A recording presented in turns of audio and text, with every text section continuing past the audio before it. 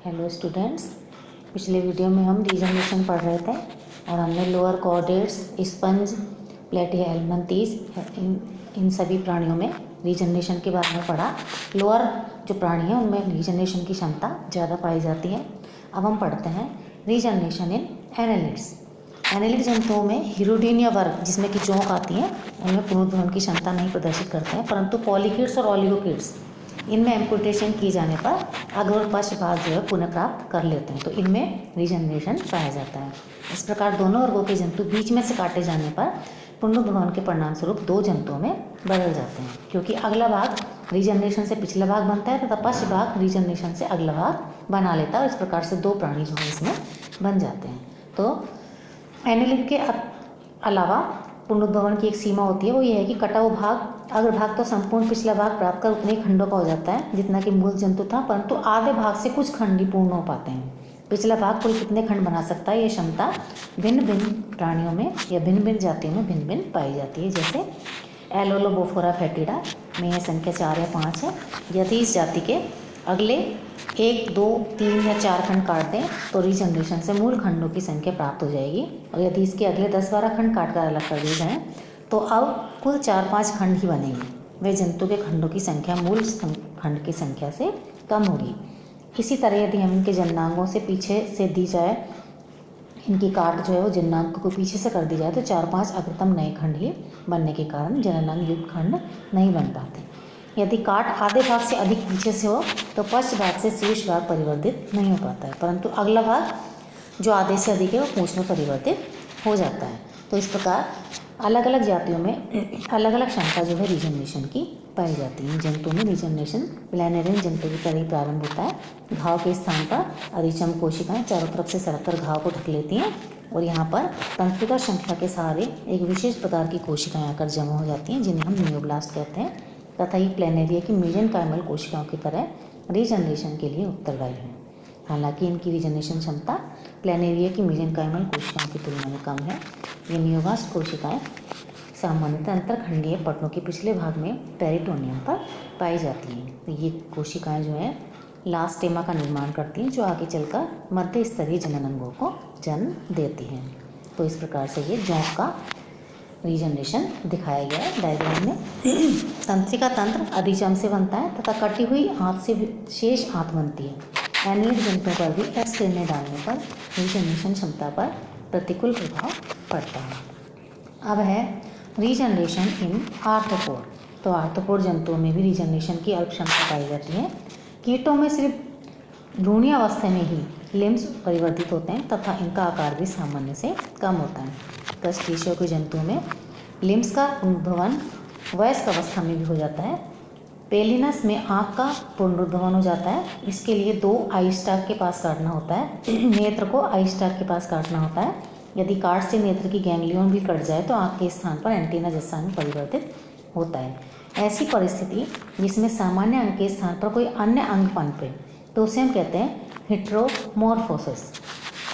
मकड़ियाँ तथा केकड़े अपने जो लिम्स हैं उनको कुछ नियत स्थानों पर तोड़ने की क्षमता रखते हैं जिन्हें हम ओटोटोमी कहते हैं। शत्रु द्वारा टांग पकड़े जाने पर ये जंतु अपनी टांग तोड़ लेते हैं और कटे स्थान पर नया काइटिनस प्लग से घाव बढ़ जाता है और यहाँ रीजनरेशन कलिका बनती है जो कि एपिमार्फिक पुनरुद्भवन से नया लिम्स बना लेती है जो अगले मोल्टिंग पर दिखाई देता है, परंतु आकार में सामान्य से छोटा होता है।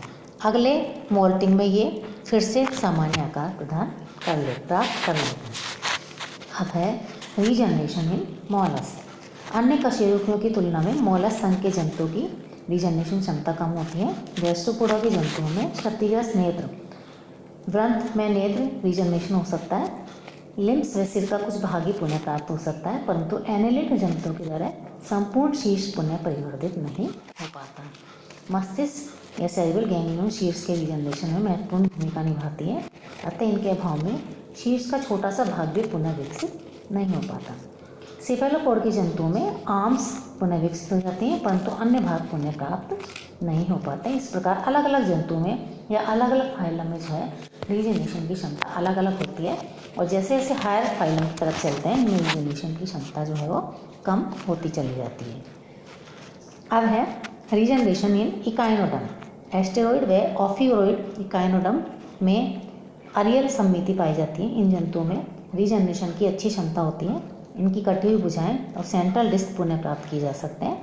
एस्टेरियास वल्गेरिस में किए गए अध्ययन से ज्ञात हुआ है कि यदि इसकी एक भुजा के साथ बिम्ब का 5वां भाग भी हो तो इसे रीजनरेशन द्वारा संपूर्ण तारा मछली बन जाती है। यदि एक भुजा के साथ मेटिपोराइड भी हो तो केंद्रीय डिस्क के छोटे से टुकड़े में भी पुनरुद्भवन हो जाता है। इनमें इसकी गति अत्यंत न्यून होती है तथा संपूर्ण जंतु बनते बनते 1 वर्ष भी लग जाता है। कुछ एस्टेरॉइड जंतु जैसे कोसिनेस्टेरियस जो सामान्यतः प्रजनन ही अलैंगिक जनन द्वारा करते हैं, इनमें केंद्रीय बिंब 2 भागों में बढ़ जाता है तथा पुनरुद्भवन से 2 जंतु बन जाते हैं। इस प्रकार के जंतु फिसीपोरस कहलाते हैं तथा ये प्रक्रम फिसीपेरिटी कहलाता है। वर्ग होलोथेरोइडे के जंतु जिन्हें समुद्री खीरे के नाम से भी जाना जाता है, इनमें रीजनरेशन की क्षमता विकसित पाई जाती है। शत्रु से अपनी रक्षा करनी है तो इनके कुछ अंश अपने गुदा से शरीर के अंदर मिलने वाली लाल गुलाबी या सफ़ेद अंधनालों को, जिन्हें हम ट्यूब्यूल्स ऑफ कुवियर कहते हैं, छोड़ते हैं। अवस्कर के फटने से श्वसन वृक्षों से जुड़ी ये नालें बाहर आ जाती हैं और जल में फैलकर एक चिपचिपा जाल बना लेते हैं, जिसमें शत्रु या आक्रामक केकड़ा या लोबस्टर बनकर लाचार हो जाता है।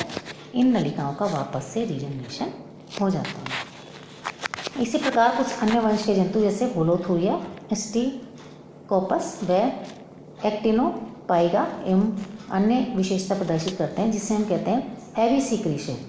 ये जंतु अपने अवस्कर से आहार नाल, श्वसन वृक्ष तथा जननों को बाहर निकाल सकते हैं।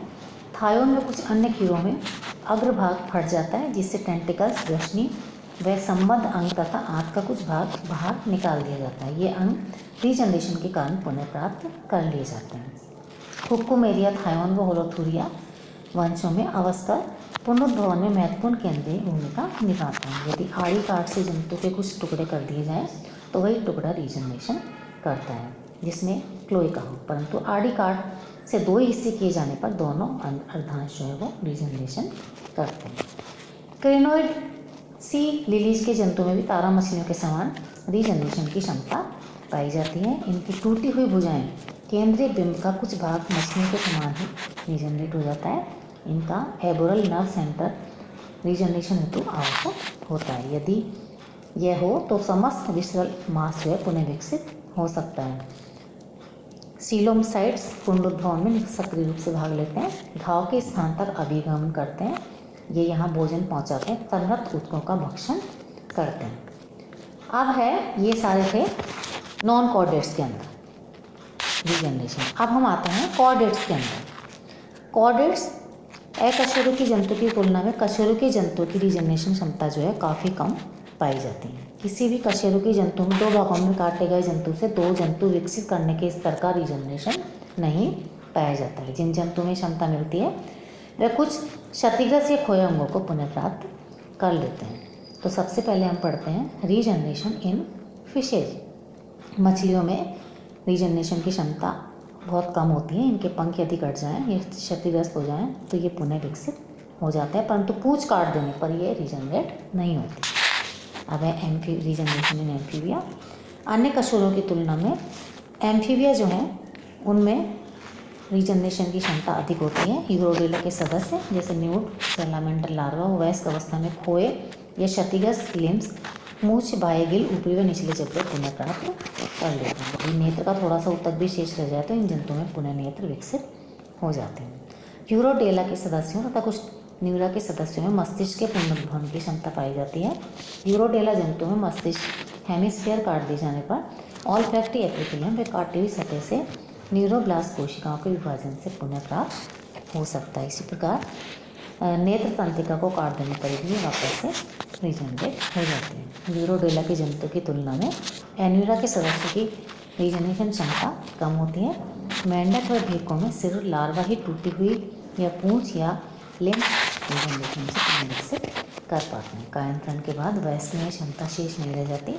एम्फीबिया के जंतु में होने वाले रीजनरेशन के विभिन्न पहलुओं को हम इस प्रकार से आगे बताएंगे। रीजनरेशन इन अब है रीजनरेशन इन रेप्टाइल्स। रेप्टाइल्स में छिपकलियों के रीजनरेशन का अध्ययन किया गया है। ये एक सामान्य जानकारी है कि छिपकलियों के पूंछ तोड़ने की क्षमता होती है और इसे ऑटोटॉमी कहा जाता है। शत्रु द्वारा पकड़े जाने पर, ये चोट पहुंचाने पर ये जो है पूंछ को तोड़ देती है। ये पेशियों के संकुचन से अपनी पूंछ तोड़ देती है। इस प्रकार शत्रु के पास जंतु की पूंछ रह जाती है या दो भागों में टूटने के कारण ये तय नहीं कर पाता कि किसे पकड़ा जाए, और इस प्रकार ये छिपकली बच के बाहर निकल जाती है। घाव या त्वचा स्थान त्वचा से ढक जाता है। ये रीजनरेट कलिका बनती है और कुछ हफ्तों में पुनः नई पूंछ उग जाती है। इस पूंछ को मूल पूंछ से आसानी से विभेदित किया जा सकता है, क्योंकि ये पूंछ मूल पूंछ के समान नहीं होती है। आंतरिक रचना में भी भेद होता है। रीजनरेट पूंछ का अंत्यकंकाल अत्यंत सरल प्रकार का होता है और इनके शल्क भी सामान्य शल्कों से भिन्न होता है। इसके अतिरिक्त लिम्स या उंगलियों में रीजनरेशन की क्षमता नहीं पाई जाती। तो इस प्रकार जो कॉर्डेट्स जंतु हैं उनमें रीजनरेशन की क्षमता जो है कम होती चली जाती है, जबकि नॉन कॉर्डेट्स में ही अधिक पाई जाती है। अब हम कॉर्डेट्स में ही आगे किस किस फाइलम में किस प्रकार से रीजनरेशन क्षमता पाई जाती हैं वो अगले वीडियो में पढ़ेंगे। आज इतना ही। Thank you.